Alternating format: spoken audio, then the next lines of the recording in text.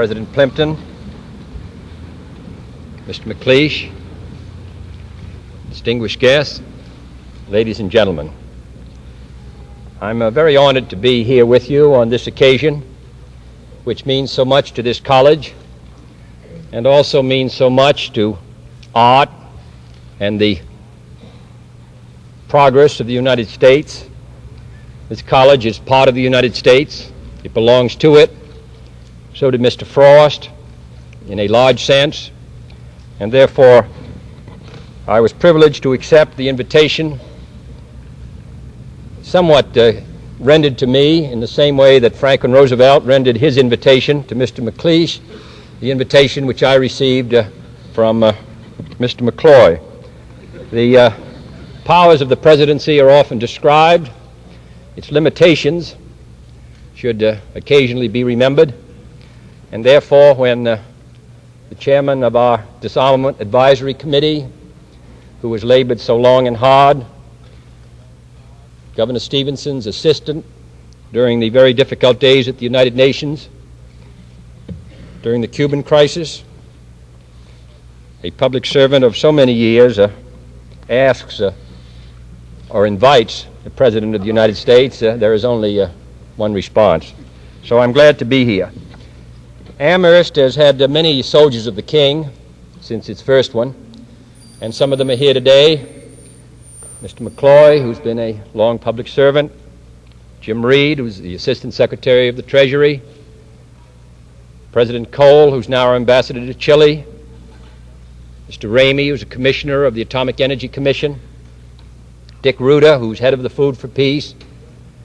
These and scores of others, down through the years, have recognized the obligations of the advantages which the graduation from a college such as this places upon them to serve not only their private interest, but the public interest as well.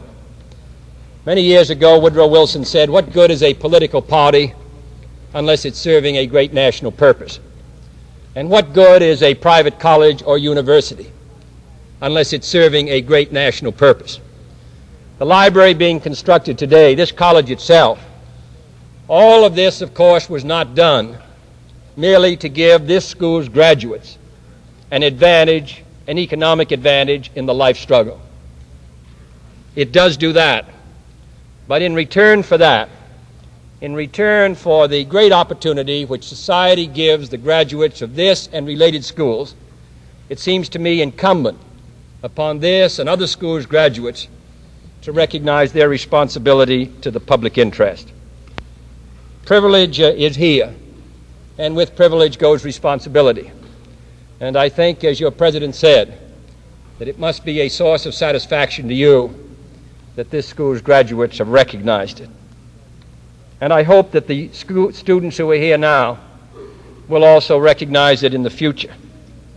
Although Amherst has been in the forefront of extending aid to needy and talented students, private colleges, taken as a whole, draw 50% of their students from the wealthiest 10% of our nation, and even state universities and other public institutions derive 25% of their students from this group. In March 1962, persons of 18 years or older who had not completed high school made up 46% of the total labor force, and such persons comprised 64% of those who were unemployed. And in 1958, the lowest fifth of families in the United States had 4.5% of the total personal income. The highest fifth, 45.5%. There is inherited wealth in this country and also inherited poverty. And unless the graduates of this college and other colleges like it, who are given a running start in life, unless they are willing to put back into our society those talents, the broad sympathy, the understanding, the compassion, unless they're willing to put those qualities back into the service of the great republic, then obviously the presuppositions upon which our democracy are based are bound to be fallible. The problems which this country now faces are staggering, both at home and abroad. We need the service, in the great sense, of every educated man or woman to find 10 million jobs in the next 2.5 years, to govern our relations, a country which lived in isolation for 150 years and is now suddenly the leader of the free world, to govern our relations with over 100 countries, to govern those relations with success so that the balance of power remains strong on the side of freedom, to make it possible for Americans of all different races and creeds to live together in harmony, to make it possible for a world to exist in diversity and freedom. All this requires the best of all of us. And therefore, I am proud to come to this college, whose graduates have recognized this obligation, and to say to those who are now here that the need is endless, and I'm confident that you will respond. Robert Frost said it. 2 roads diverged in a wood, and I took the one less traveled by, and that has made all the difference. I hope that road will not be the less traveled by, and I hope your commitment to the great public interest in the years to come will be worthy of your long inheritance since your beginning. This day, devoted to the memory of Robert Frost, offers an opportunity for reflection which is prized by politicians as well as by others, and even by poets. For Robert Frost was one of the granite figures of our time in America. He was supremely 2 things, an artist and an American. A nation reveals itself not only by the men it produces, but also by the men it honors, the men it remembers. In America, our heroes have customarily run to men of large accomplishments. But today, this college and country honors a man whose contribution was not to our size, but to our spirit, not to our political beliefs, but to our insight, not to our self-esteem, but to our self-comprehension. In honoring Robert Frost, we therefore can pay honor to the deepest sources of our national strength. That strength takes many forms, and the most obvious forms are not always the most significant.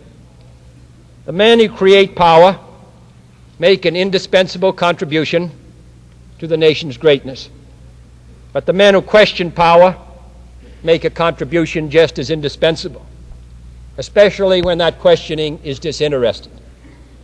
For they determine whether we use power or power uses us.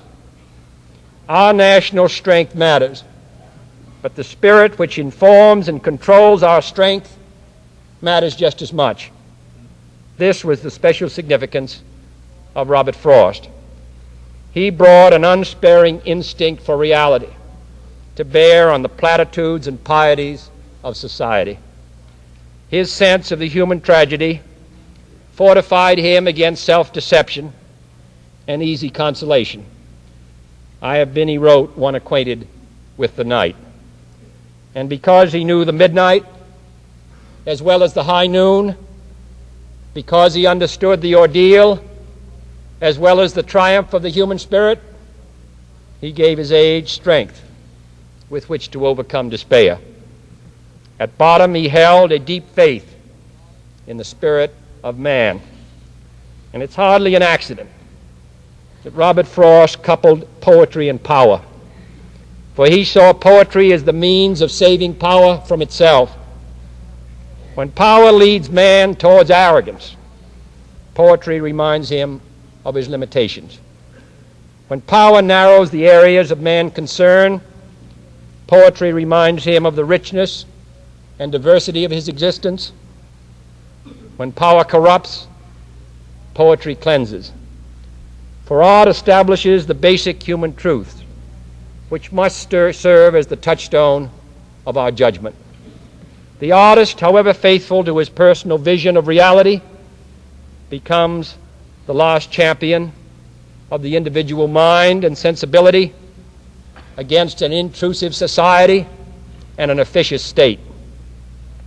The great artist is thus a solitary figure. He has, as Frost said, a lover's quarrel with the world.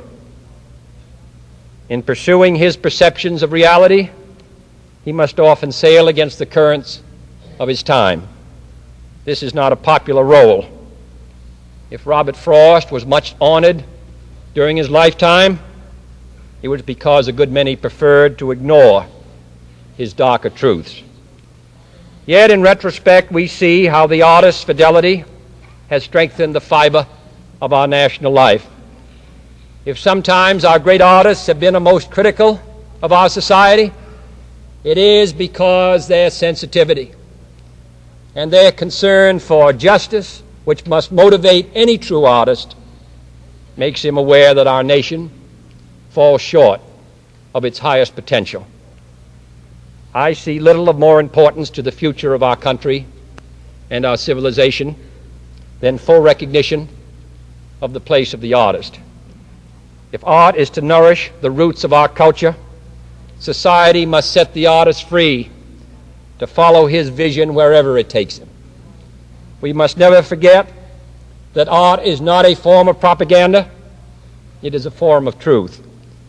And as Mr. McLeish once remarked of poets, there is nothing worse for our trade than to be in style. In free society, art is not a weapon, and it does not belong to the sphere of polemics and ideology. Artists are not engineers of the soul.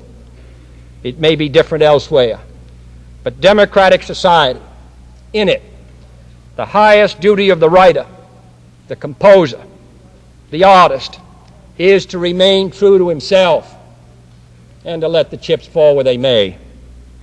In serving his vision of the truth, the artist best serves his nation. And the nation which disdains the mission of art invites the fate of Robert Frost's hired man, the fate of having nothing to look backward to with pride and nothing to look forward to with hope. I look forward to a great future for America, a future in which our country will match its military strength with our moral restraint, its wealth with our wisdom, its power with our purpose. I look forward to an America which will not be afraid of grace and beauty, which will protect the beauty of our natural environment, which will preserve the great old American houses and squares and parks of our national past, and which will build handsome and balanced cities for our future. I look forward to an America which will reward achievement in the arts as we reward achievement in business or statecraft. I look forward to an America which will steadily raise the standards of artistic accomplishment and which will steadily enlarge cultural opportunities for all of our citizens. And I look forward to an America which commands respect throughout the world, not only for its strength, but for its civilization as well. And I look forward to a world which will be safe, not only for democracy and diversity, but also for personal distinction. Robert Frost was often skeptical about projects for human improvement. Yet I do not think he would disdain this hope. As he wrote during the uncertain days of the Second War, take human nature altogether, since time began, and it must be a little more in favor of man, say a fraction of 1% at the very least, our hold on the planet wouldn't have so increased. Because of Mr. Frost's life and work, because of the life and work of this college, our hold on this planet has increased.